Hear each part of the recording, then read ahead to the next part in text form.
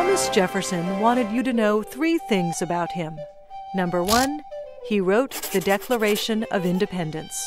Number 2, he believed people should be able to choose their religion, or no religion. And number 3, he founded the University of Virginia. That is what he wanted on his tombstone. He did not mention he was the 3rd U.S. president, or that during his first term he bought more than 2 million square kilometers of land and doubled the size of the country, or that during his second term he accidentally ruined the economy by stopping trade with Europe.